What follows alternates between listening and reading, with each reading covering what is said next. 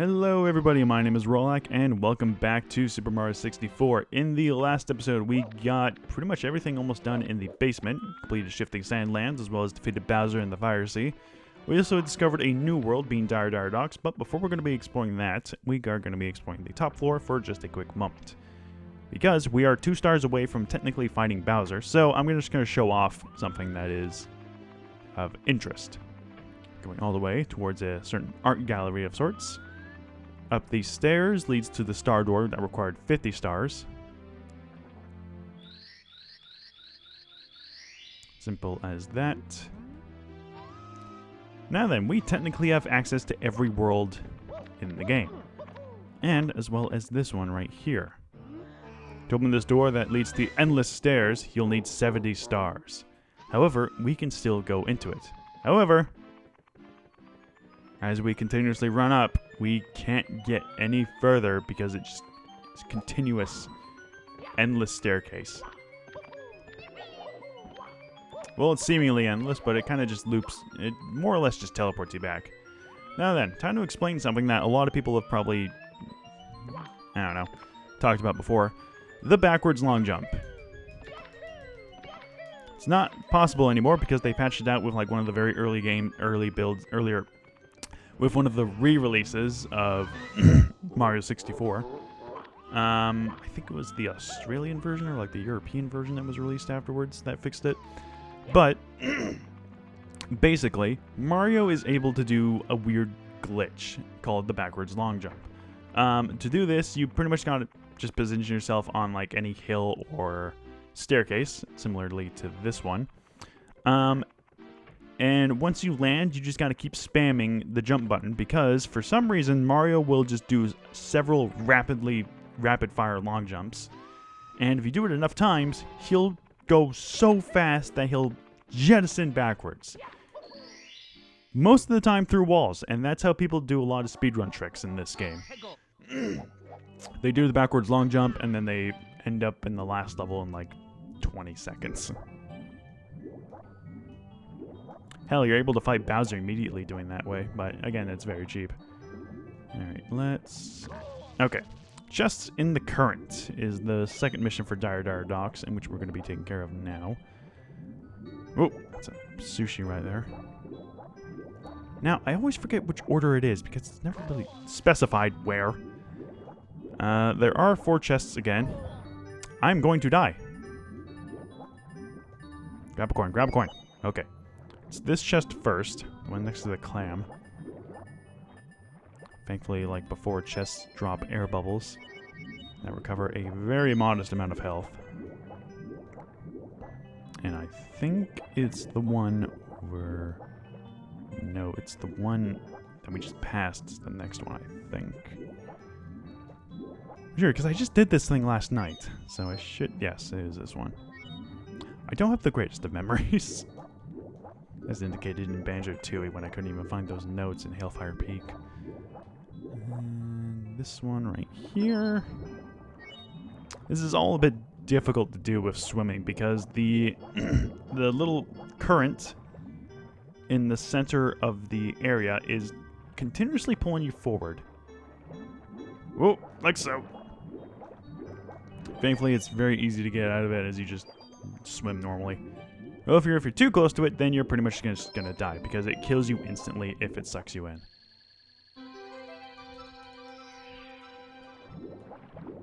And the star spawns over here, thankfully far away from the current, so there we go. Mission number 3 is gonna be pole jumping for red coins.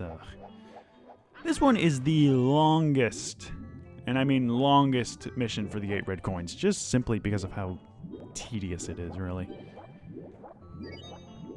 Which is odd, because the entirety of Dire Docks is very, very short. All the missions are fairly easy, like you can probably get them done, like, instantly. It's just very easy to get done. The only downside of this level is the 100 coins, because I can't remember exactly, but I think there's only just barely over 100 coins. I think it's like 104 or 107. It's one of those two. And I was very surprised to learn that because there are just... I would imagine there'd be a lot more coins.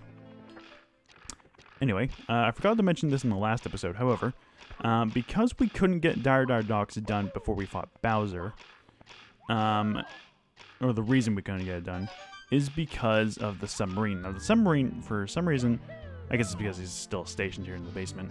The submarine remains in the in this area for the remainder of the level up until you beat Bowser. So up until you beat Bowser, Dire Docks is more or less unable to be completed fully. You're still able to get pretty much every star aside from the third one. I still find it weird. That's the thing though, because I thought, oh, I'll just get Dire Docks done and then do Bowser's mission, Bowser's level then. Nope. Ooh. You actually have to beat Bowser first, which is interesting to say the least, because it's certainly not really stated otherwise. I mean, if you want to get this mission done, then yeah, but this is a really boring mission. Probably the most boring mission in the game. There's a blue coin switch there. Gets you, let's see, 6 times 5. That's...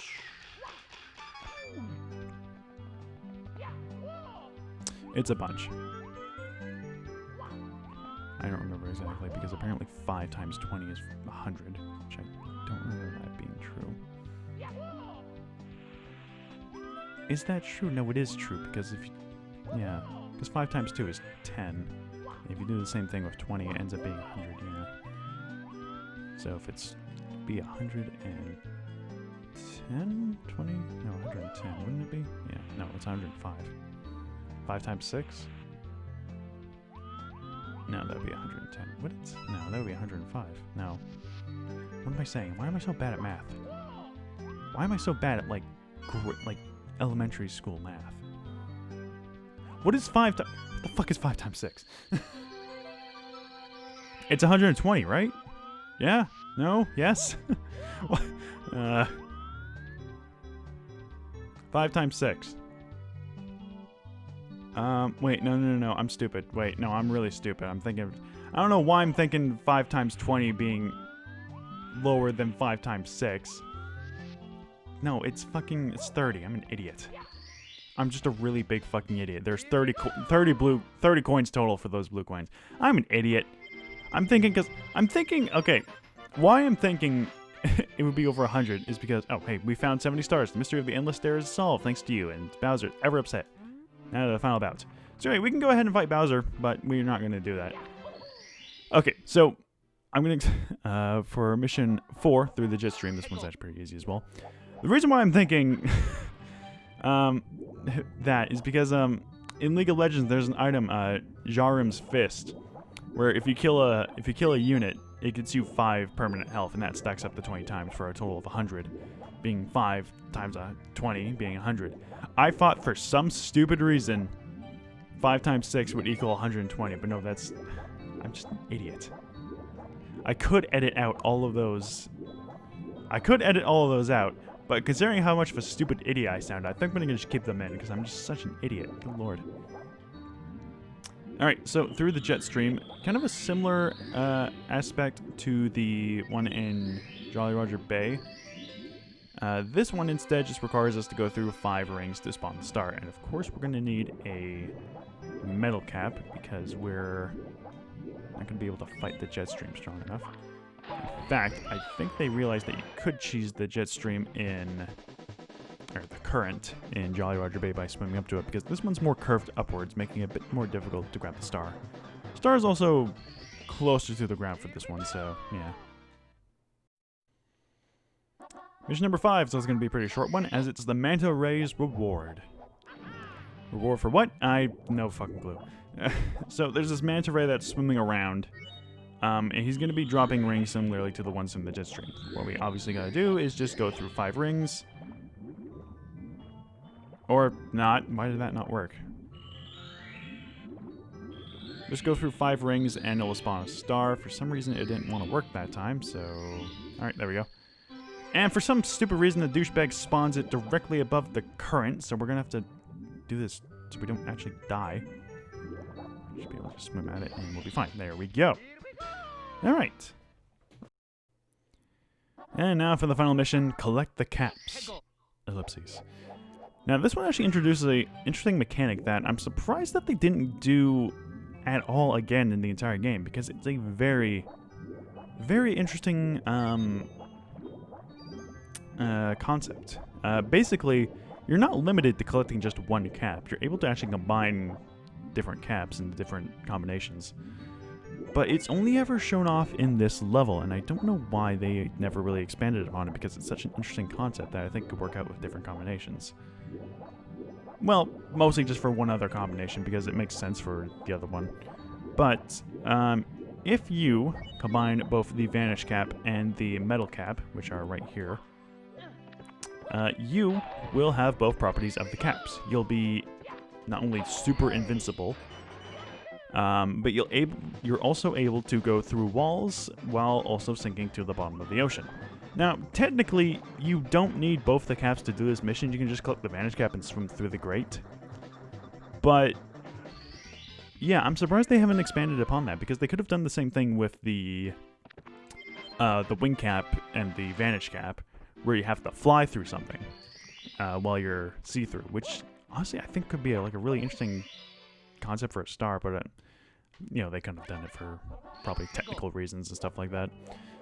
But yeah, it's just a really interesting concept that they never brush upon ever again, which I'm kind of disappointed in, because it's such a really cool thing they did for only one level. And the disappointing thing is that it's not even necessary to actually do it that way, because you can just do it with the Vanish Cap. Maybe if they were to put some kind of jet stream in the way of the cage, then the Metal Cap will be necessary. But as it goes, you just need the Vanish Cap. It's really easy to do so that way. Alright, have my insights done.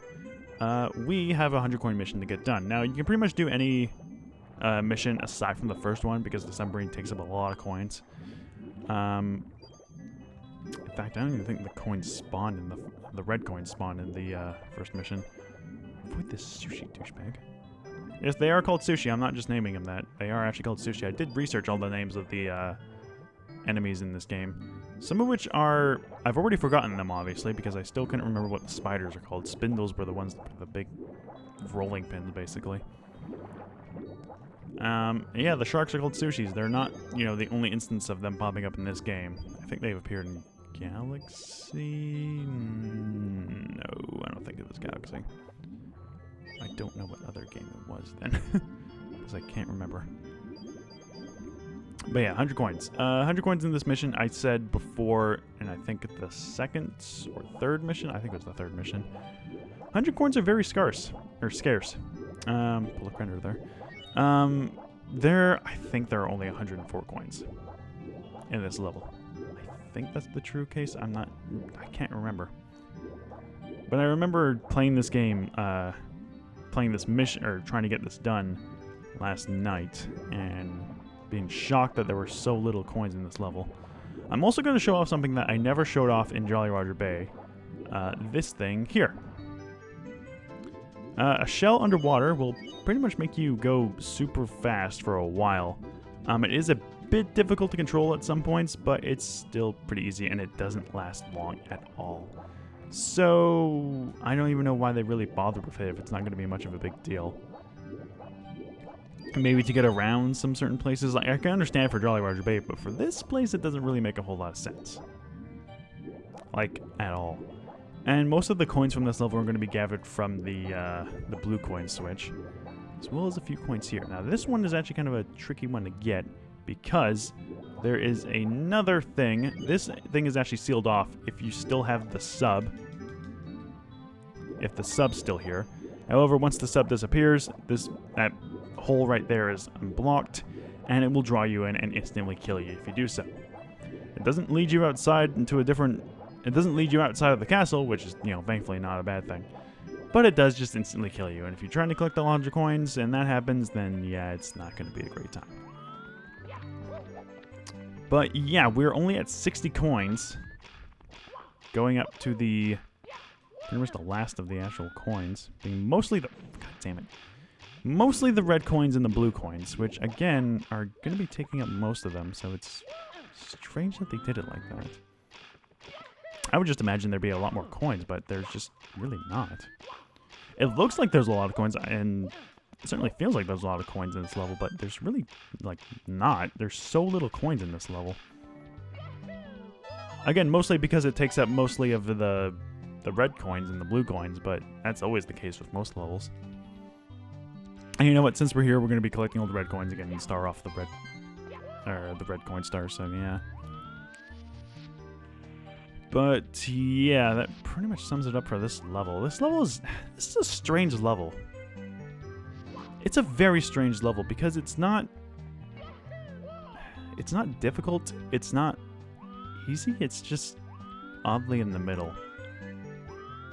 Like, I've never really heard anybody explain that this is their favorite level, and I wouldn't blame them if they didn't say that, because this level's not really all that interesting. It's also weird that you go into the level. The weirdest thing about this level is that you have to beat the first mission to unlock Bowser, to unlock the Bowser fight, which, you know, is a thing. But it's just weird that they just do it like that, like, weird. Okay, there's 106 coins in this level. But yeah, they do it in a way where it's like, whoops, didn't mean to do that.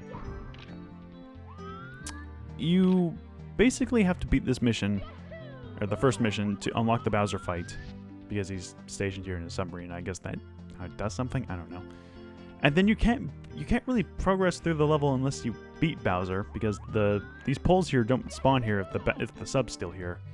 And the sub is still here until up until you beat Bowser, so I don't really know what the whole plan was of this level. It's just too small of a level.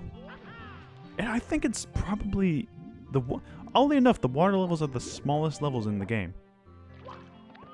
Aside from, like, I think Lethal Lava Land's also pretty small. I think Dire Dire Docks is essentially the smallest level in the game. Because it's so tiny. Okay, fuck this. I know you're gonna collect the red coins. I don't really care. I'll just collect the cap star. And I'll show off that you don't need the metal cap to get it. But yeah, this level is just weird. It's just a really weird level. Can't really say anything else about it, nor against it, because it's really not that bad of a level. It's just a strange level. For a strange purpose. I don't know. It's weird. It's a weird level. A small level and a strange one, to say the least. I don't know why I'm not even bothering saving and continuing. Alright, anyway, with that, the first 9 worlds are 100% complete, so we are getting pretty close to the end of the game, actually. The top floor is actually the last area in the game, obviously, for the staircase. So we actually have quite a bit of stuff to get done, since we need total amount of stars in this game. Oh, actually, I'm going to show off a little trick that they surprisingly didn't fix in this version. You're able to trick jump up there and grab the ledge that doesn't really exist. Alright. Also, where's Toad? There's 2 Toads in this area. You give us a star, don't you? Thanks to the power of the stars, life is returning to the castle. Please, Mario, you have to give Bowser the boot. Here, let me tell you a little something about the castle. In the room with the mirrors, look carefully for anything that's not reflected in the mirror. And when you go into the water town, you can flood it with a high jump into the painting. Oh, by the way, look what I found. Yeah, Toads are just holding on to stars, I guess. Probably for safekeeping, because I don't know. I don't really know. That's another secret star down. We only have, I think, 3 more to go. And they're all fairly easy to grab. What do you have to say? Thanks, Mario. The castle is recovering its energy as you retrieve power stars, and you chased Bowser right out of here. Onto some area ahead. Oh, by the way, are you collecting coins? Special coins appear stars when you collect 100 coins in each of the 15 courses. That would be a real kick in the teeth to somebody who hasn't been doing that. Alright, in the mirror room, this is actually a pretty interesting room, as it actually shows Lakitu. And if you go in the first person, he actually pretty much follows you around, like, exactly where you want to put the camera. He goes further away, goes right up to you for the close-up. Really interesting. And as we can see in the mirror, there's actually a painting for another world, but it's not here. It doesn't actually show off the ripples, but step into it, and we go into course 10, Snowmans Land. First mission being Snowman's Big Head. Now, this is another, I don't know, this is also a weird level, I would say. It's not a bad level by any means whatsoever, it's just a weird one. It's another snow level. Of course, it's got these things. I forget what they're called. Flutter somethings. I don't care what they're called. Alright, so what we gotta do is, like the level says, get to the very top of the snowman's head. God damn it! It's always when I'm recording that I fuck everything up, because I'm doing things like perfectly alone, like when I'm not recording. But whenever I am, it just never works. I guess that's the Let's Play curse, because that's how it works mostly, I guess. I don't know, I think I've been doing pretty good on recordings. I should be landing some jumps here and there. Shimmy all the way up here. Whoop. Go all the way up. And once we hit this... Hey, who's there? What's that climbing on me? Is it an ice ant? A snow flea? Whatever it is, it's bugging me. I think I'll blow it away. Alright, so we can't really progress any further because of the snowman blowing it away. However, that penguin there is actually going to be of real use to us once he gets all the way back here. If we are blown away by the snowman, he will actually blow us not only back to the very beginning of the level, he'll also blow Mario's cap off, and this is one of the 3 instances of where Mario can lose his hat. If you exit the level by any means whatsoever without the cap will be attached to a Mr. Blizzard that's near the start of the level. And if memory serves correctly, I think if we get up to the very top of the tree... It's a 1-up, right? Yes, it does. Alright, it's neat. And very precarious platforming. We're literally standing on the edge. We're not even standing on top of the snowman. Wow. Alright, and that's Snowman's big head. I really don't know how long we've been going from this episode because it says 22 minutes, almost 23 minutes. You know what? Just for safekeeping, I think we'll end off this episode here because we're making pretty good progress. Got Dire Docks done. Yeah, that was all we did, really. Starting on Snowman's Land, and yeah, we've been making good progress. We're almost getting pretty close to the end of the game. So that's, yeah. Alright, so next time, we're pretty much going to be 100%ing Snowman's Land because that's what we've been doing with these levels, really. So, I will see you guys in the next episode.